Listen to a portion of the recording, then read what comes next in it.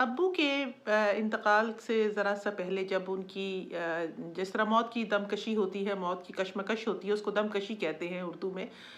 دمکشی کے دوران جو کچھ چیزیں انسان کو یاد رہ جاتی ہیں، وہ چیزیں ہوتی ہیں جو اس کے لیے سب سے زیادہ امپورٹنٹ ہوتی ہیں۔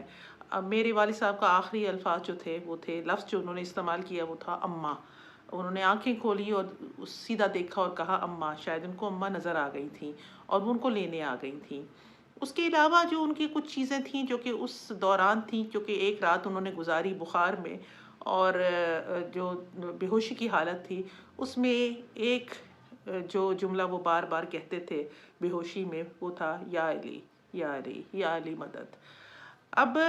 آج 13 رجب ہے، آج مولا کی ولادت ہے۔ آپ سب مومنین و مومنات کو میری طرف سے بہت بہت مبارک ہو۔ مولا علی وہ کردار ہیں اسلام کے جو کہ رسول خدا کی پیدائش کے بعد جس شخص کی سب سے زیادہ پیدائش جو ہے وہ سب کو، مسلمانوں کو پتہ ہونی چاہیے، اور بہت سے اکثر مسلمانوں کو پتہ بھی ہے، وہ ہے مولا علی۔ 13 رجب، 13 رجب کو مولا پیدا ہوئے، اور پیدا بھی ہوئے تو خانہ کعبہ میں۔ اور یہ کوئی کہانی نہیں ہے۔ بہت سے لوگ جو بغض رکھتے ہیں اور وہ ظاہر نہیں کرتے، لیکن رسول خدا کی حدیث ہے جو کہ ترمذی میں بھی پائی جاتی ہے، اور بہت سی شیعہ اور سنی کتابیں، اور یہ ڈسپیوٹ نہیں ہے اس کے اندر، کہ رسول اللہ صلی اللہ علیہ وسلم کا فرمان ہے مولا علی کو خطاب کرتے ہوئے کہ آپ کی دشمنی میں بھی لوگوں کو بغض، دشمن جو ہے وہ آپ کی بغض سے پہچانا جائے گا، اور مومن جو ہے وہ آپ کی محبت سے پہچانا جائے گا۔ اس لیے اگر کسی کا امتحان لینا ہو تو مولا کی ذکر جو ہے وہ زبان پہ لے آؤ، اگر اس کا منہ بن جاتا ہے تو سمجھ جاؤ کہ وہ منافق ہے، وہ بغض رکھنے والا منافق مسلمان ہے، کیونکہ جس سے رسول نے محبت کی اس سے ہم نے محبت کی۔ مولا علی وہ کردار تھے جو کہ خانہ کعبہ میں جس طرح پیدا ہوئے تھے۔ حضرت فاطمہ بنت اسد جو ان کی والدہ تھیں، حضرت ابو طالب کی بیگم، جب وہ خانہ کعبہ کی، کیونکہ یہ دین ابراہیمی تھا، یہ کوئی کافر لوگ نہیں تھے، دین ابراہیمی پہ تھے۔ بہت سے لوگ آپ کو بتائیں گے کہ نہیں جی وہ تو کافر تھے، اللہ معافی دے، توبہ توبہ توبہ، مجھے معاف کرے اللہ، میری زبان کو خاک پہ برہم کرے۔ وہ دین ابراہیم پہ تھے، کیونکہ رسول خدا کا نکاح جو تھا وہ حضرت ابو طالب نے پڑھایا تھا، اور کوئی کافر جو ہے وہ رسول کا نکاح نہیں پڑھا سکتا۔ اور پھر اسی شادی سے حضرت فاطمہ جو ہے وہ پیدا ہوئی ہیں، اور حضرت فاطمہ وہ ہیں جن شخصیت جو کہ پنجتن پاک میں سے ہیں، اور ان کا جو ہے تا قیامت جو ہے وہ عورتوں کی جنت کی سردار ہیں۔ بی بی مریم جو تھیں وہ عورتوں کی رہنما تھیں اور عورتوں کی سردار تھیں اپنے وقت کے لیے، جبکہ جناب فاطمہ سلام اللہ علیہا جو ہے وہ تمام وقت تک آنے کے لیے عورتوں کی سردار ہیں۔ تو یہ اس نکاح کی سے پیدا ہوئی ہوئی ہیں جس کا نکاح جو تھا جناب ابو طالب نے پڑھایا تھا، جو کہ حضرت علی کے والد تھے۔ اچھا، اب جب حضرت فاطمہ بنت اسد، حضرت علی کی والدہ اور ابو طالب کی جو زوجہ تھیں، وہ خانہ کعبہ پہ جاتی ہیں، اور وہاں پہ ان کو درد اٹھنا شروع ہو جاتا ہے، اور ان کو سمجھ نہیں آتا کہ میں کیا کروں۔ تو اس لمحے دیوار جو ہے، دیوار کعبہ جو ہے وہ پھٹتی ہے، اور حضرت فاطمہ بنت اسد جو ہے وہ اس میں پناہ لیتی ہیں، اور وہاں بچہ جو ہے وہ پیدا ہوتا ہے۔ مولا علی کا جو پہلی آنکھ تو انہوں نے رسول کو دیکھی تھی، لیکن پہلا سانس جو انہوں نے لیا تھا وہ خانہ کعبہ میں تھا۔ سبحان اللہ، کیا بات ہے! اور وہ جو تریڑ یا جو دراڑ ہے اس کی خانہ کعبہ کی دیوار میں، وہ آپ دیکھیں کہ 1400 سال کے بعد وہاں پہ آل سعود ہیں جو کہ ان باتوں کو شدید کفر اور شرک کا درجہ دیتے ہیں۔ جو باتیں میں کر رہی ہوں اس وقت، انہوں نے ہم از حد کوشش کی کہ وہ دیوار کا جو ہے دراڑ ہے اس کو ختم کر دیا جائے، اس نشان کو۔ لیکن آپ ان لوگوں نے جنہوں نے خانہ کعبہ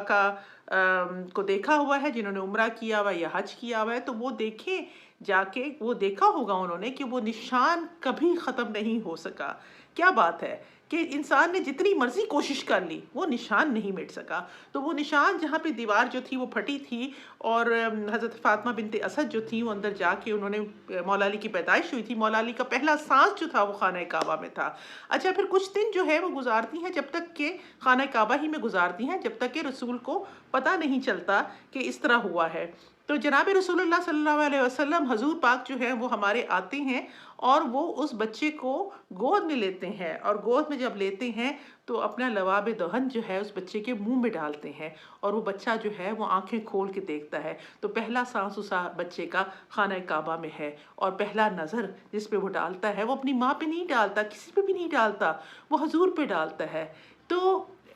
آج وہ ان کی پیدائش ہے، مولا علی کی پیدائش ہے۔ مولا علی ہمارے لیے شیعہ ہو یا سنی ہو، کوئی کنٹروورسی اس میں نہیں ہے، اور رسول کا پیغام ہمیشہ یاد رکھنا چاہیے کہ جو شخص بغض رکھے گا، علی سے جو بغض رکھتا ہے وہ منافق ہوگا، اور جو شخص علی سے محبت کرتا ہے وہ مومن ہوگا۔ اور جب آپ نے کسی کی منافق کی پہچان کرنی ہو تو اس کے سامنے ذکر علی شروع کر دیجئے، اگر اس کے چہرہ جو ہے وہ بدل جاتا ہے تو سمجھ لیجئے کہ یہ منافق ہے، اور اگر اس کے چہرے پہ مسکراہٹ آ جاتی ہے تو سمجھ لیجئے کہ یہ بے شک یہی مومن ہے۔ اور دوسری بات جو ہے، میں کہنا چاہتی ہوں کہ رسول خدا جو شیعہ اور سنی کی لوگ گفتگو کرتے ہیں، تو اگر شیعہ کا مطلب ہے کہ کسی کا ساتھی ہونا، تو حضور سے زیادہ شیعہ کوئی نہیں تھا، اور اگر سنی کا مطلب ہے کہ رسول کی سنت پہ چلنا، تو مولا علی سے بڑا سنی کوئی نہیں تھا۔ یہ چھوٹے چھوٹے ذہن ہیں ہم لوگوں کے جو ہم یہ باتیں کرتے ہیں، لیکن مولا کی زندگی جو ہے وہ بہت دردناک بھی رہی، دردناک رہی نہیں بلکہ اب تک ہے۔ اب تک منافق جو ہیں وہ مولا کو کاٹنے کی کوشش کرتے ہیں۔ کتابوں کی نصاب میں نے ابھی سنا ریسنٹلی کہ جو تبدیلیاں کی گئی ہیں اس میں جو در خیبر کا جو جنگ تھی، اور جس میں مولا نے خیبر کا دروازہ اٹھا لیا تھا، اس میں تو کوئی ڈسپیوٹ ہی نہیں ہے۔ وہ جنگ میں، اس جنگ میں حضرت علی کا نام جو ہے وہ ڈیلیٹ کر دیا گیا ہے، تاکہ جو آگے جو نسل آ رہی ہے ہماری اس کو نہ پتہ چلے۔ مولا کے ساتھ جو تکلیفیں انہوں نے اٹھائیں، جو تکلیفیں انہوں نے سہیں، اور جس طرح ان کے ساتھ جنگیں کی گئیں، اور کچھ لوگ جو کہ کہتے ہیں، اور میں تو کھل کے بات کرتی ہوں، مجھے کسی کا ڈر نہیں ہے، کہ امیر معاویہ نے جنگ صفین جو تھی وہ حضرت علی کے ساتھ کی تھی۔ حضرت علی کے ساتھ جو ظلم کیا گیا، جو ان کو باتیں بنائی جاتی تھیں معاویہ کے زمانے میں، کہ ممبر سے کہا جاتا تھا کہ جب تک وہ نعوذ باللہ نعوذ باللہ وہ گالیاں نہیں دیتے تھے کوئی جو ممبر پہ آنے والا مولوی، جب تک جو ہے اس کی ڈیوٹی پوری نہیں ہوتی تھی۔ تو لیکن آج دیکھ لیں، آج مولا علی کا نام جو ہے وہ ہر کوئی لیتا ہے، چاہے وہ شیعہ ہو چاہے وہ سنی ہو، اور جو اس کے ان کو مٹانے والے ہیں وہ بھی ایسا مٹا نہیں سکے۔ تو یہ چیزیں تو ہوتی ہیں نا، محبت جو ہوتی ہے وہ دل سے کبھی نہیں جاتی، اور مولا علی کا جتنا دل تھا، جتنا سافٹ دل تھا، وہ آپ کو نہج البلاغہ سے پتہ چلے گا۔ میری والدہ نہج البلاغہ جو تھی وہ ہر روز پڑھا کرتی تھی، ہر روز، ہر روز امی کا یہ روٹین تھی کہ وہ کوئی 2 صفحے پڑھتی تھیں قرآن مجید کے، اور 1 صفحہ یا 2 صفحے پڑھتی تھیں کم سے کم، اس سے زیادہ بھی لیکن کم سے کم نہج البلاغہ کے پڑھا کرتی تھیں۔ تو ہم تو ان کی اولاد ہیں، ہم تو مولا کی ماننے والے ہیں، اور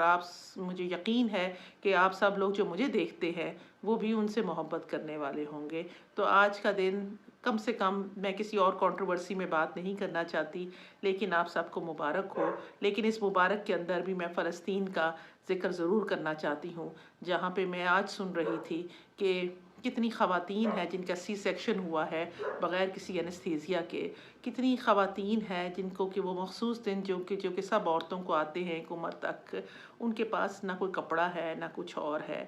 ہم کیسے بے غیرت ہو چکے ہیں، ہم کیسے بے غیرت مسلمان ہیں، ہم کچھ نہیں کر سکتے۔ ہم کہتے تو رہے ہیں، میں بھی آپ کے سامنے بیٹھی ہوں، مولا کی بات کر رہی ہوں، میرے پاس تو کچھ کرنے کو ہے نہیں، لیکن بات ضرور کرتے رہے۔ فلسطین کا نام بھولے مت، فلسطین کی گفتگو جاری رکھیں، جب تک گفتگو جاری رہے گی فلسطین کا قصہ